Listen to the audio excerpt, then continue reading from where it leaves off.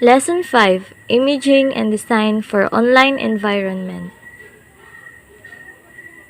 Lesson 1: Basic Principles of Graphics and Layout. Number 1. Balance. Every element of a design, typography, colors, images, shapes, patterns, etc., carries a visual weight. There are two basic types of balance: symmetrical and asymmetrical. Symmetrical designs lay out elements of equal weight on either side of an imaginary center line. Asymmetrical balance uses elements of differing weights, often laid out in relation to a line that is centered within the overall design. Number 2. Color. Color is used for emphasis or may elicit emotions from viewers, determined by its hue, name of color, intensity, purity of the hue, and value, lightness or darkness of hue. Black means sophistication, power, mystery, formality, evil, and death. Gray means stability, security, strength of character, authority, and maturity. Purple means royal, luxury, dignity, wisdom, spirituality, passion, vision, and magic. Yellow means joy, friendliness, cheerfulness, intellect, energy, warmth, caution, and cowardice. White means freshness, hope, goodness, light, purity, cleanliness, simplicity, and coolness. Pink means romance, compassion, faithfulness, beauty, love, friendship, and sensitivity. Red means danger, passion, daring, romance, style, excitement, urgency, and energetic. Blue means peace, stability, calmness, confidence, tranquility, sincerity, affection, and integrity. Green means life, growth, environment, healing, money, safety, relaxation, and freshness. Yet, depending on the country, some colors have different meanings. In one country, like USA, white represents purity, cleanliness, while the other country, like China, it's the color to represent the mourning. Number 3. Proximity. It is simply the process of ensuring related design elements are placed together. Any unrelated items should be spaced apart. Close proximity indicates that items are connected or have a relationship to each other and become one visual unit, which helps to organize or give structure to a layout. Smith, 2017. White space is the art of nothing. It is also known as the negative space.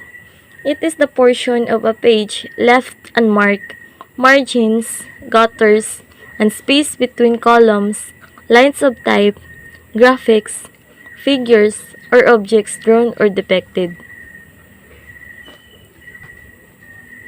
Number 4. Alignment. It is simply the way visual elements are arranged so that they line up in the same way. There are two basic kinds of alignment: edge and center. Edge alignment determines the placement of elements in relation to the edge of the page or canvas.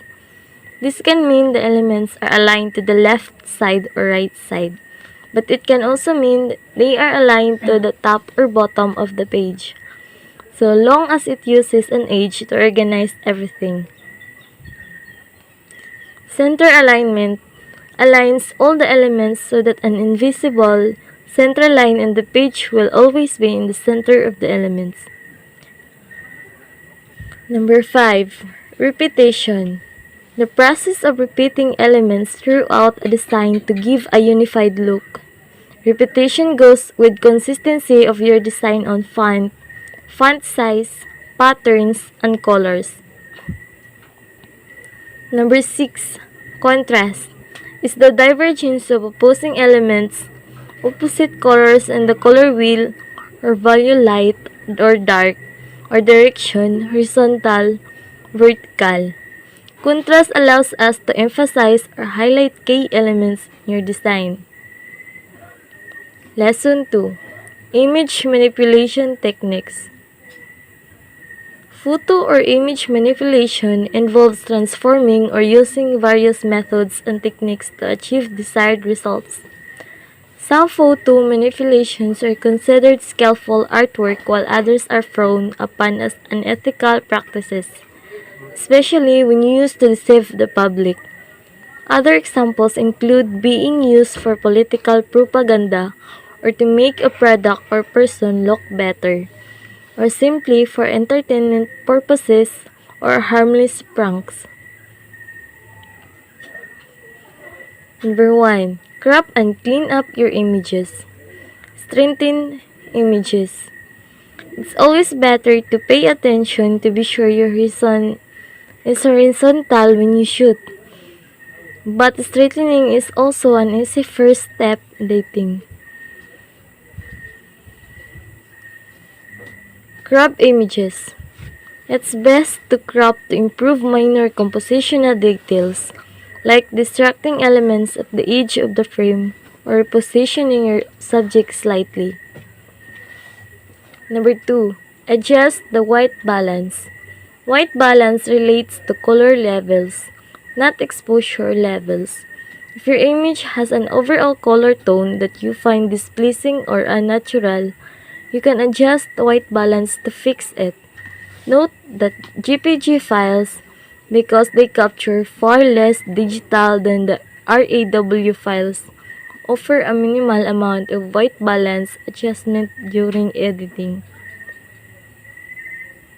Adjust exposure and contrast. Adjusting exposure. This is the process of making the photo exactly as bright or dark as you want. Note that nozzle, a mottled look, can sometimes be introduced when you crank up the brightness. That's why it's always better to get the correct exposure, once that's sufficiently bright when you first take the photo. Adjusting contrast. Contrast is the range of dark to light tones. When it's extra high, you see a stark image, where all tones, regardless of color, are either very dark or very light. When it's extra low, you see a flat image where no elements in the frame stand out. Typically, you want a middle contrast that avoids either of those elements extremes. But if you prefer either of those effects, you can adjust the contrast to achieve that. Number 4. Adjust color, vibrancy, and saturation. Once white balance is adjusted, you can further refine colors in your photos with saturation and vibrancy controls. The distinction between the two is subtle. Increasing vibrancy increases color intensity in neutral color tones and maintains color intensity in the brighter colors. Increasing saturation makes all the colors throughout the frame more intense. When bright colors pop, it can give the photo a more dramatic look. And number 5, adjust sharpness. Experiment with your editing program's additional sharpening features to see the effect each produces. One you might try is a clarity or structure tool. It makes the edges of the objects in the photo stand out more, giving the overall image a punchier look. There are many ways on how to edit images for online viewing, as well as there is software that you can use. Snapseed is one of the popular image editing applications for Android and iOS devices. It is free and can be downloaded from Google Play and iTunes.